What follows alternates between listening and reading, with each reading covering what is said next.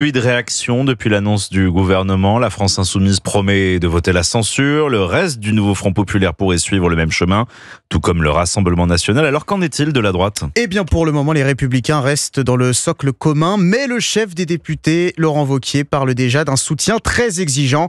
Dans les faits, LR est moins représenté que sous Michel Barnier, avec seulement 7 ministères. Maya-Hélène Trémollet, coup de pression suprême, le parti n'exclut pas de basculer dans l'opposition.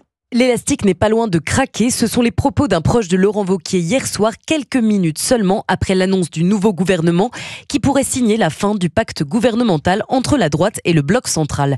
Si le parti maintient son soutien pour l'instant, il promet d'être plus exigeant que jamais. Concrètement, les troupes de Laurent Wauquiez comptent étudier l'action gouvernementale texte par texte et voter en fonction du fond. Il faut dire que la liste dévoilée hier soir a reçu un accueil glacial des députés qui dénoncent une sous-représentation évidente de LR. C'est un gouvernement de vieux chevaux sur le retour, souligne un cadre du parti.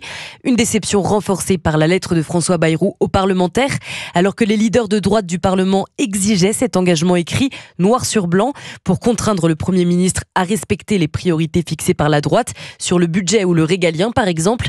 Le document se révèle un catalogue de bonnes intentions sans aucun engagement précis, selon un proche de Laurent Wauquiez.